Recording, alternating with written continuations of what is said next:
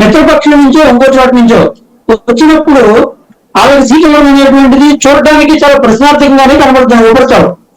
కానీ అంతర్లీనంగా ఖచ్చితంగా అక్కడ కూటమి తరపు నుంచి అభ్యర్థి నెగ్గాలి అంటే ఇది డెఫినెట్ ఈక్వేషన్, అంతేగాని విచిత్రమైన ఈక్వేషన్ అవ్వచ్చు, కాకపోతే ఇది ఒక డెఫినెట్.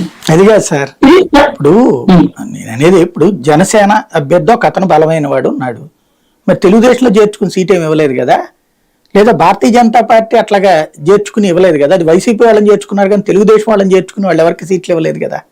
అట్లాగా పోనీ అట్లాగా మేము ఎలా అనుకున్నప్పుడు మీ వాళ్ళని వాళ్ళు కూడా చేర్చుకుని ఇవ్వచ్చు కదా సీట్లు, అది ఎక్కడా జరగలేదు కదా. ఓటింగ్లో మీరు జనసేన పార్టీని ప్రత్యేకంగా గమనించాల్సినటువంటి ఒక విషయం మర్చిపోతుంది, నేను ముందే చెప్పాను ఆల్రెడీ. ఓటుని ఈ రాష్ట్రానికి అవసరం. ఇక్కడ పాయింట్లు ఇప్పుడు రాష్ట్రానికి అవసరం కాబట్టినే పొత్తు పెట్టుకున్నారు, మీకు ఎట్లా అవసరం వాళ్ళకి కూడా అంతే అవసరం కదా.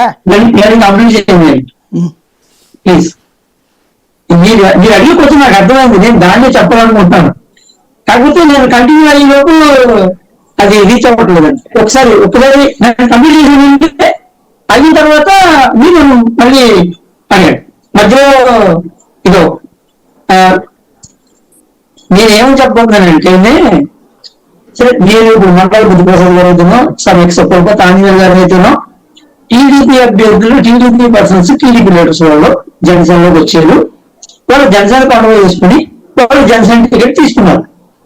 ఇది మీరు మమ్మల్ని అడిగినటువంటి క్వశ్చన్. ఇక్కడ మీరు ఏమంటారు, అసలు మీరు టీడీపీ అభ్యర్థులను ఎందుకు తీసుకోవాలి, అక్కడ జనసేన అభ్యర్థులను తీసుకోవాలి కదా, జనసేన అభ్యర్థులు మనకు ప్రభావవంతంగా ఉన్నారు కదా, అటువంటిప్పుడు ఇక్కడ తీసుకోవడం అనేసి ఆయన ఎందుకు తీసుకున్నారు అని మీరు అడుగుతున్నారు.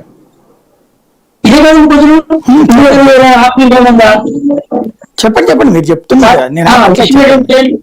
విషయం ఏంటంటే అండి, మా పవన్ కళ్యాణ్ గారు స్పష్టంగా ఒక విషయం చెప్పారు, రాజకీయాల్లో ఇగోలు ఉండవు, ఫీలింగ్స్ ఉండవు, వ్యూహాలు ఉంటాయి. అటువంటి వ్యూహంలో భాగమే ఇది. ఇంకా స్పష్టంగా చెప్పాలంటే గెలుపు వ్యూహం ఇది. ఇక్కడ మాకు కావాల్సింది ప్రభుత్వానికి ప్రతి ఒక్క సీటు కూడా చాలా ప్రధానం, ప్రతి ఒక్క సీటు కూడా మీ ఇంటికి తీరాలి.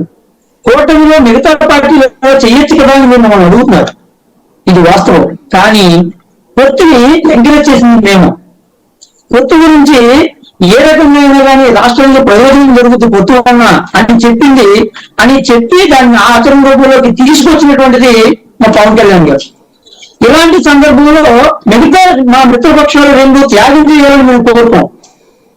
వాళ్ళు చేయొచ్చు కదా అని మీరు అనొచ్చు, కానీ మేము కోరుతాం. అలాంటి సిచ్యువేషన్ వాళ్ళు లేరు. కానీ మేము మాత్రమే పక్కాగా ఈ రాష్ట్రం కోసం, ఈ రాష్ట్ర ప్రయోజనాల కోసం, ఈ రాష్ట్రం యొక్క అభ్యున్నతి కోసం మేము ఈ పొత్తుని స్వాగతించాం. ఈ పొత్తు గురించి కృషి చేశాం.